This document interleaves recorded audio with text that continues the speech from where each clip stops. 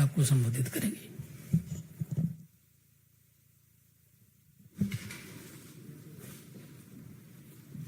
Thank you very much for being here on a Sunday.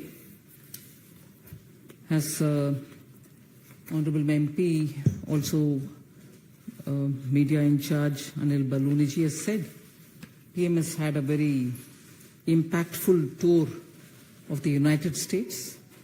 And as we talk, he's in Egypt. I just want to very quickly, I understand Honorable Minister Smriti Irani and also Minister Hardeep Puri has addressed you all about the visit of Honorable Prime Minister to the United States in great detail. I just want to bring to your notice a few highlights of the US visit, which are very important, and then carry forward to what is the visit's impact in Egypt. So, among the several things, the first emphasis is on the fact that it was a bipartisan invitation which was given to Honorable Prime Minister to address the joint house. And it was a very significant event for the second time for a Prime Minister to be called to address a joint session of the US Congress and the Senate, and to have received such a standing ovation is a matter of pride for all of us in this country. And during that visit and during that speech in particular, Honorable Prime Minister has expressed very clearly where India and US relationships stand and what is it that it can do towards global order. So I'm extremely happy to say it was a visit where both India and United States have taken warmly to each other and established such steps towards greater realization of our national goals. Most often these visits also accompany with meeting of great eminent thinkers, leaders. So this visit also, PMS had meetings with CEOs, various CEOs, Nobel laureates and so on. But what I would want to highlight is the fact that even yoga, which was done in the UN campus, had 132 nationalities participating in it. So it drew great attraction, and as a result, taking yoga to a level that has got recognition all over the world is a very important aspect that I would highlight. But from the announcements post the visit, I would like to highlight the fact that semiconductor supply chains, Micron Technology, for instance, is likely to invest $800 million towards 2.75 billion semiconductor assembly and test facility in Gujarat. And this itself will give more than 5,000 new direct jobs, and also 15,000 what we call indirect job, what they call as community level jobs. We are also becoming a part of an alliance of rare earths and materials.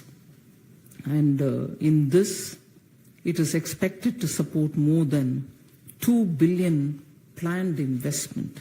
Center for the Semiconductor Center for Commercialization and Innovation, which is being set up in Bengaluru, will have, in its first 5 years of operation itself, the center is expected to support more than 2 billion planned investments, 500 new advanced engineering jobs, and potentially another 2,500 jobs in manufacturing ecosystem.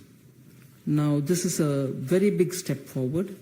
Similarly, Semiverse Solutions, which will train up to 60,000 Indian youth into artificial intelligence and use of semiconductor-related education and workforce development goals will get fulfilled. Critical Mineral Partnership, which I've already mentioned.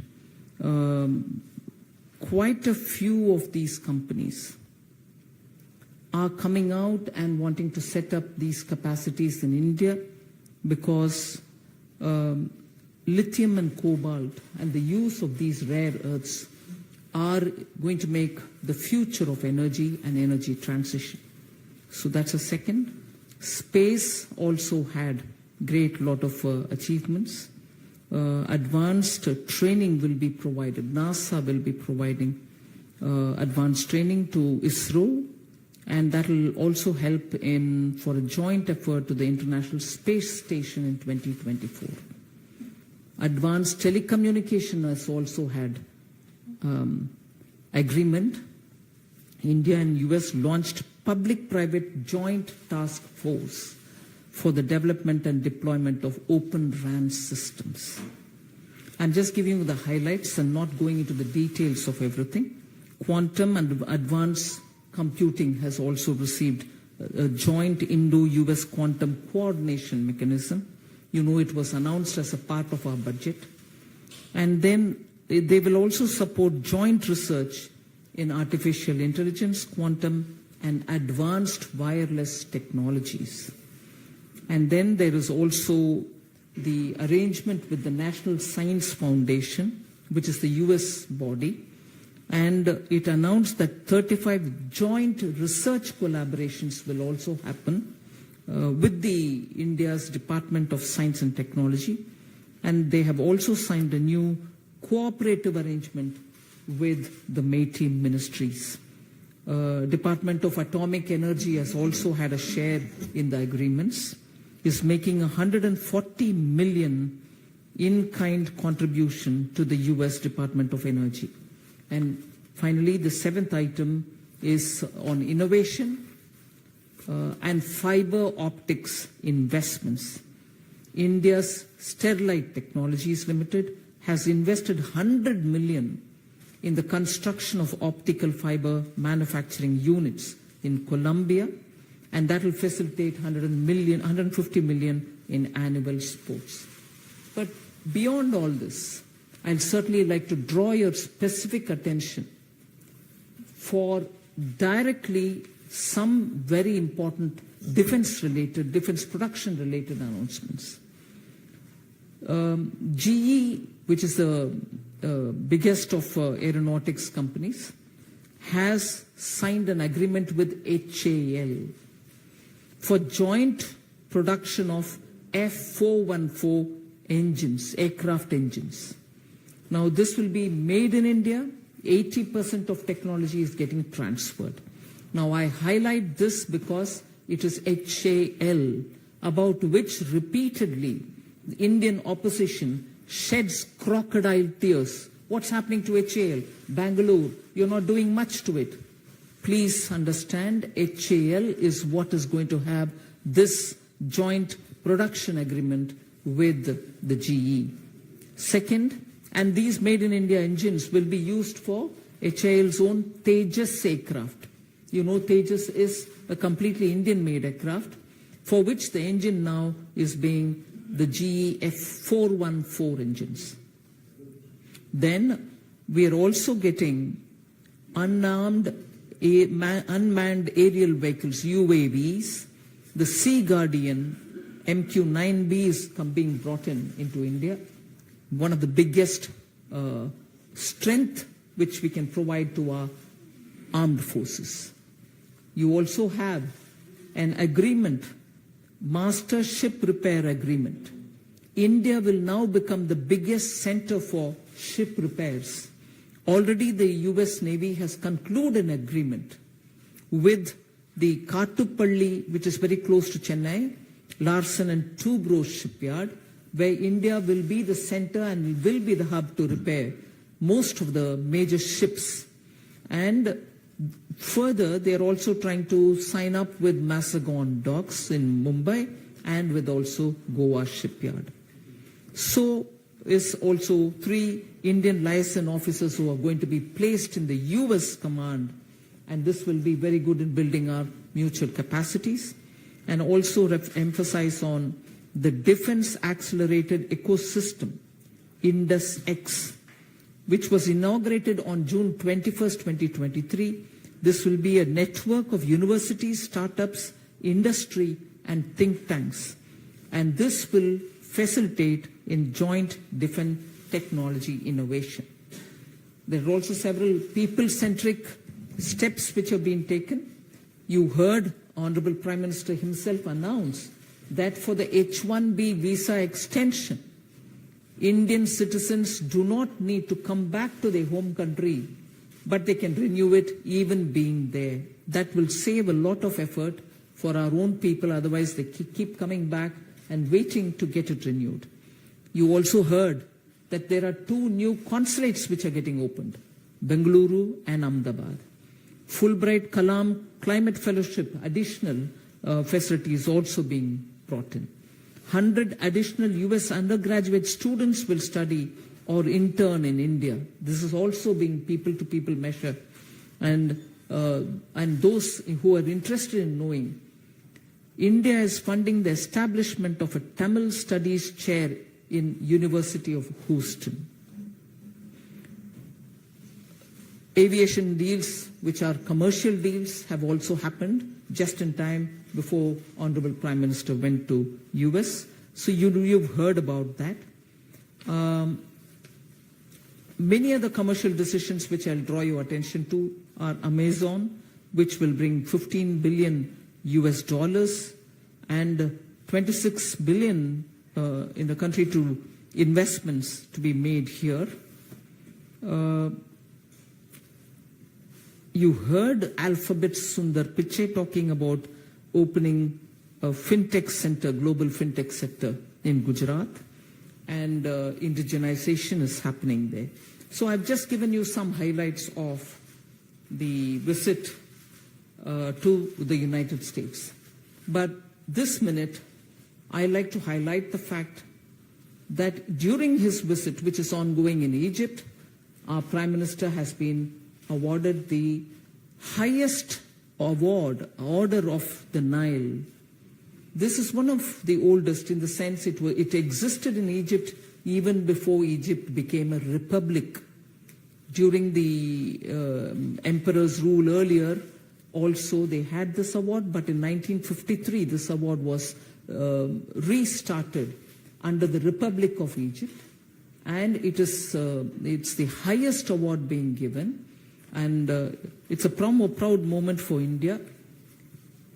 Honorable Prime Minister has received the highest civilian awards from 13 countries together with this award, and of which 6 of them come from countries which have population which is highest in Islamic Muslim population. 6 Muslim-dominated population countries, totaling, all of them total to 13, 6 plus the rest, so total 13 countries have given. And in this visit, I like to highlight a few things which are equally important. Honorable Prime Minister was welcomed by the Prime Minister himself of Egypt. Just one minute, get the papers ready. And other than being received by the Prime Minister himself, the Grand Mufti of Egypt has also received him and given him all the honors. In Egypt's history, the Grand Mufti holds a very high and respectable position. He was received by them. Other than that, the Indian Muslim community called the Bohras, they run a very big mosque there, and in that mosque, Honorable Prime Minister was invited and taken to visit, and even that has gone down so well. The chief of that mosque has also received Prime Minister. This visit is of a Prime Minister of India coming after 26 full years, when the last visit of Honorable Prime Minister from India had happened. So this visit has attained quite a high prominence in Egypt. Other than meeting the Indian community, he had also set up an institution of excellence even there. So I think this visit to Egypt attains great importance. मैं ज़्यादातर English में बोल दिया, request आ रही है अनिल बलूनी जी से थोड़ा हिंदी में बोलने के लिए. सिर्फ मैं इतना कह सकती हूं कि अब तक मैंने यूएस विजिट के बारे में संक्षिप्त में बोला है, क्योंकि इससे पहले माननीय मंत्री स्मृति ईरानी जी भी और हरदीप पुरी जी भी आपको विस्तार से इस विषय में आकर आपसे संबोधित किए, मगर मेरे तरफ से ये मैं जानकारी आपको देना चाह रही हूं कि भारत की प्रधानमंत्री जी का सेकंड जॉइंट सेशन में बात करने का मौका हर बार किसी को मिलता नहीं है। अब तक जितने भी लोगों को मिले, बहुत कम लोगों को ही ये अपॉर्चुनिटी मिला है। और जॉइंट सेशन एड्रेस करने के लिए बाई पार्टीसान इन्विटेशन आया है, मतलब दोनों रिपब्लिकन्स भी डेमोक्रेट्स भी प्रधानमंत्री जी को इनवाइट किए एड्रेस करने के लिए। इस विजिट के दौरान अच्छा सा बहुत सारे टेक्नोलॉजी ट्रांसफर रिलेटेड विषय भी, डिफेंस प्रोडक्शन की टेक्नोलॉजी जो आवश्यकता पड़ती है वो सब का भी, पर्टिकुलरली हिंदुस्तान एरोनॉटिक लिमिटेड के साथ जो बेंगलुरु में स्थित गवर्नमेंट की कंपनी है, उसके लिए भी टेक्नोलॉजी और इंजन प्रोडक्शन का जो एग्रीमेंट हुआ है वो मैं मानती हूं बहुत अहम है। फिर जॉब क्रिएटिंग विषय में भी एग्रीमेंट्स जो उधर हुआ है, उसके कारण इधर टेक्नोलॉजी आना, इधर इन्वेस्टमेंट बढ़ाना और गूगल जैसे कंपनी और ज्यादा कमिट करना कि हम आकर के भारत में पूंजी निवेश ले आएंगे, ऐसे करने से हमारी रोजगार बहुत लेवल तक बढ़ाने का संभावना है। फिर इजिप्ट के विषय में भी मैं ये बात आपके सामने रखना चाह रही हूं। दुनिया में मुस्लिम पॉपुलेशन जहां मेजॉरिटी में है या ज्यादा संख्या में है, उनमें से 6वें स्थान पर है इजिप्ट। ऐसे देश में भारत के प्रधानमंत्री को सर्वोच्च एक सम्मान मिलना, ऑर्डर ऑफ नाइल मिलना, ये इसमें एक संदेश मिलता है कि ऐसे देशों में, ये probably 6th country, Islamic country जिसमें पॉपुलेशन ऑफ मुस्लिम ज्यादा है, ये ऐसे 6th कंट्री से भारत के प्रधानमंत्री नरेंद्र मोदी जी का ये अवार्ड मिलना बहुत ही संतोष का विषय है। अब तक 13 कंट्रीज से, इजिप्ट इंक्लूसिव 13 कंट्रीज से ऐसे हाईएस्ट ऑर्डर माननीय प्रधानमंत्री मोदी जी को मिला हुआ है। इसीलिए मैं मानती हूं इजिप्ट के विषय में ग्रैंड मुफ्ती का स्थान बहुत अहम है। उन सोसाइटीज में मुफ्ती का स्थान बहुत ही सम्मानजनक माना जाता है। ग्रैंड मुफ्ती का भी प्रधानमंत्री जी से भेंट हुआ।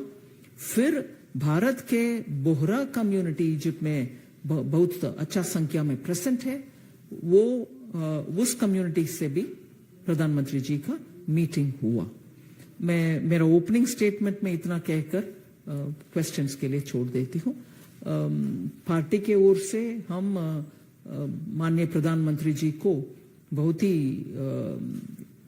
हर्ष व्यक्त करते हैं और उनको बधाई भी देना चाहते हैं कि अवार्ड मिला है और भारत के स्थान उनके मेहनत के कारण आज इतना ग्लोबल स्तर पर रिकग्निशन मिल रहा है। उसके लिए भारतीय जनता पार्टी के ओर मैंने बहुत ही आनंद व्यक्त करना चाहती हूँ। Thank you.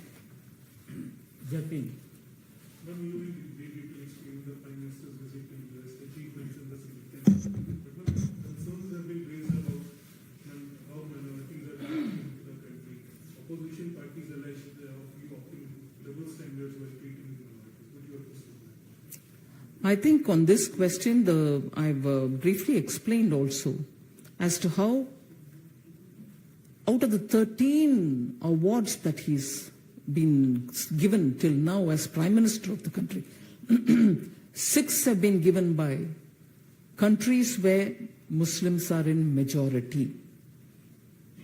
Honorable Prime Minister himself during the press conference in US has said how his government works on Sabka Saath Sabka Vikas principle and doesn't discriminate against any community whatsoever. But the fact remains that repeatedly when people join in this debate and highlight issues which are non-issues in a way. Because if there are issues in states which are to be raised, they are being raised at the state level. Law and order is a state subject. People are taking care of it. Elected governments are there in each of the states which respond to it. To just allege without basic data in hand just tells us that these are organized campaigns which purposely are being leveled at the doorstep of the Prime Minister. Otherwise, why would countries give such an honor to Prime Minister? And why would there be a distortion in understanding how India and its minority population, irrespective of which religion they belong to, minority population, are being part of the Indian mainstream? Any question? Anand Pandey, TV9. Ma'am ये सवाल पूछे जाने जैसे कि BJP ने पूछा था कि भारत में अल्पसंख्यकों के अधिकारों के लिए सरकार क्या कर रही है। राहुल गांधी भी जब विदेश जाते हैं तो ये सवाल उठाते हैं, लेकिन इजिप्ट के जो ग्रांड मुफ्ती हैं वो खुद बोल रहे हैं कि प्रधानमंत्री नरेंद्र मोदी अपने यहाँ सभी धर्मों के लोगों को लेकर एक साथ चल रहे हैं और जो बहुलतावाद है उसको बढ़ावा दे रहे हैं। आप सही कह रहे हैं कि ग्रांड मुफ्ती ऑफ इजिप्ट भी ऐसे बयान दे रहे हैं, मगर मैं मानती हूं कि इस देश में ही क्योंकि राजनीतिक तरीके से बीजेपी एनडीए गवर्नमेंट के खिलाफ, प्राइम मिनिस्टर मोदी के खिलाफ चुनावी रास्ता में, ठीक है ये कर्नाटका में एक जीत हुई उसको मैं बोल नहीं रही हूं, मगर राजनीतिक रास्ते में चलते हुए जीतने का उनका संभावना नहीं दिख रही, इसीलिए ऐसे कैंपेन चला रहे हैं। और इसमें कांग्रेस पार्टी का रोल पिछले चुनाव से और उससे पहले वाले चुनाव से भी बहुत ही स्पष्ट दिखता है, जहां पाकिस्तान में जाकर के उनकी मदद मांग रहे हैं कि भारत में सरकार बदलना है, आप भी एक हाथ जोड़ो करके। और ऐसे टूल किट्स जो विदेश में चलती है उन सबको भी अभी काम में लगाया हुआ है। इसलिए मुझे लगता है कि उनका अपने आप के ऊपर भरोसा नहीं है कि जनता उनका सुनेंगे, इसलिए ऐसे रास्ते अपना करके प्रधानमंत्री जी के खिलाफ ऐसे एलिगेशन डाल रहे हैं जो बेबुनियाद है।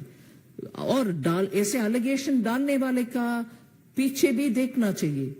जो कल मैंने बहुत ही आश्चर्यजनक हुई कि उसी समय जब माननीय प्रधानमंत्री जी यूएस में कैंपेन कर रहे हैं, उस समय कैंपेन मतलब भारत के विषय में सबके सामने विषय बोल रहे हैं, उस समय एक पूर्व राष्ट्रपति यूनाइटेड स्टेट्स का बयान दे रहे हैं भारत के मुस्लिम्स, जबकि विदेश के विषय के बारे में मैं थोड़ा संयम रखते हुए बोल रही हूं।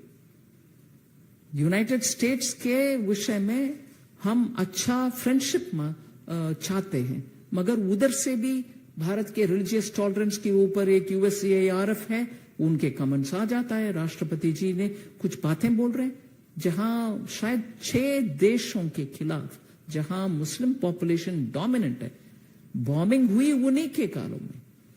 सीरिया से लेकर के, यमन के लेकर के, सऊदी के लेकर के, इराक के लेकर के बॉम्बिंग नहीं हुआ। मोर देन 28,000, मेरे पास इतना स्पष्ट डेटा नहीं है, 7 कंट्री के खिलाफ उसी समय झगड़ा, वॉर लाइक सिचुएशन डेवलप हुआ। और मोर देन 26,000 बॉम्ब्स वे ड्रॉप्ड। ऐसे जब कंट्रीज उनके अपनी तरफ से उनके राजनीतिक निर्णय के बारे में वो करते हैं, भारत के खिलाफ एलिगेशन डालने में कहां उसको सुनने वाले लोग भी भरोसा रखेंगे। इसलिए मैं मानती हूं ये सब हमारे विपक्ष भी बाहर जाकर के बात करने के समय भारत के हित में नहीं बात करते हैं, क्योंकि प्रधानमंत्री मोदी जी को वो डिफीट कर नहीं पाएंगे, ऐसे लोगों को उछालते हैं और वो भी इनके कारण इस बहस में शामिल हो जाते हैं बिना ग्राउंड लेवल डिटेल्स को लेते हुए। विनीत, TV18। मैम, जिस तरह से आपने बताया कि 6 मुस्लिम देशों का सर्वोच्च नागरिक सम्मान पीएम को मिला है, लेकिन कई मुस्लिम नेता जो है या फिर कई राजनेता जो है पीएम नरेंद्र मोदी की मुस्लिम नीति को लेकर के लगातार विरोध करते रहते हैं। ओवैसी की सभा में हमने देखा महाराष्ट्र में औरंगजेब के नारे लगे हैं, औरंगजेब जिंदाबाद के नारे लगे हैं, कैसे देखती है मैम? नहीं, ये सब मैं यही बात करने के लिए कोशिश करते हैं. I wish to say this in English. You may please get it translated in Hindi. I find this deliberate attempt to vitiate the atmosphere in this country because they think they cannot win against the developmental policies of Prime Minister Narendra Modi. Whether giving the poor a house, a toilet, electricity or cooking cylinder, to giving samman to women, to making sure that every policy of the government works for the poor, and understanding democracy and supporting democracy. They are just not able to defeat Prime Minister Modi on these things, and therefore they create an atmosphere where people think there is insecurity in this country. Tell me how many people who are speaking in this country have even been questioned. All those people who are questioning Prime Minister Modi's achievements should please put on table their own achievements before they bring in allegations like this. बहुत बहुत धन्यवाद.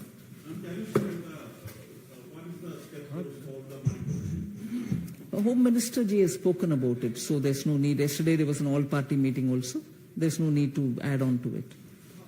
How do you look into the opposition meeting held at Patna 2 days back?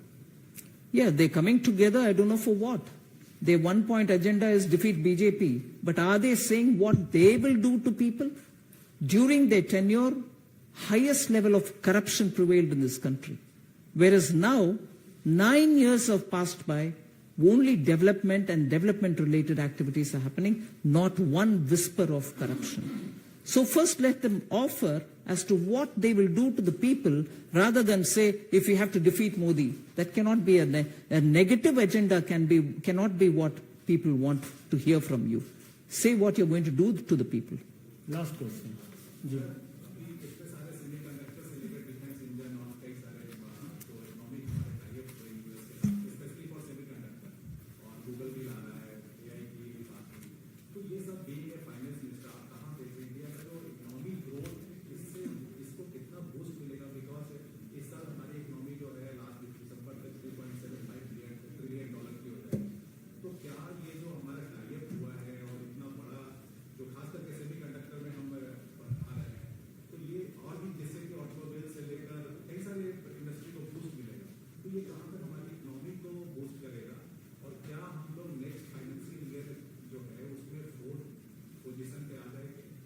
नहीं, उसके लिए definitely मेहनत हो रही है. वो विषय आपके संज्ञान में रखना चाह रही हूं.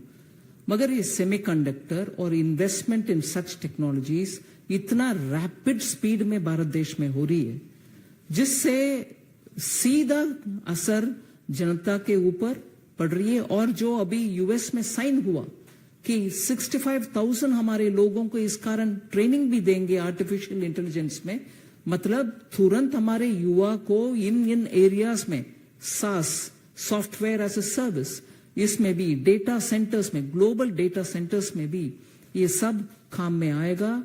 तुरंत इसका असर हमारे देश में पड़ेगा. मैं नास्कॉम के एक डेटा आपके सामने रखना चाहती हूं, सब्जेक्ट टू करेक्शन.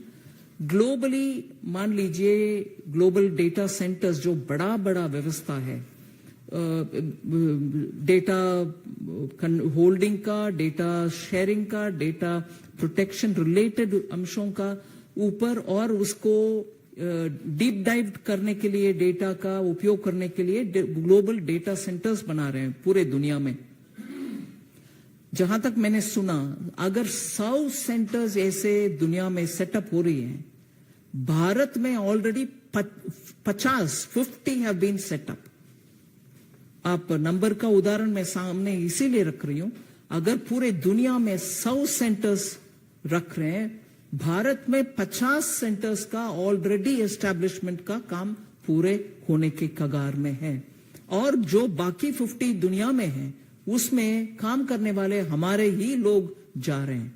उसका असर हम थोड़ा समझना चाहिए कि इसके कारण हम विदेश में पूरे डेटा, पूरे सॉफ्टवेयर ऐसे जगह में भारत का लीडरशिप रोल और उसका असर पूरे हमारे इकोनॉमी के ऊपर कैसे पड़ रहा है। इसके कारण जॉब्स में भी, इसके कारण सब सर्विसिंग, सेकेंड लेयर इफेक्ट जो बोलते हैं, सब सर्विसिंग, इनका सर्विस करने वाले दूसरे का सर्विस करने वाले, ऐसे साइक्लिकली इसका असर पूरे इकोनॉमी में पड़ रही है। उसका डेटा विवरण भी आजकल नास्कॉम के द्वारा बहुत आ रही है पब्लिक में। भारत देश का लीडरशिप आज artificial intelligence, technology driven services और सास, इन सभी एरिया में पूरे दुनिया में रिकग्नाइज कर रहे हैं।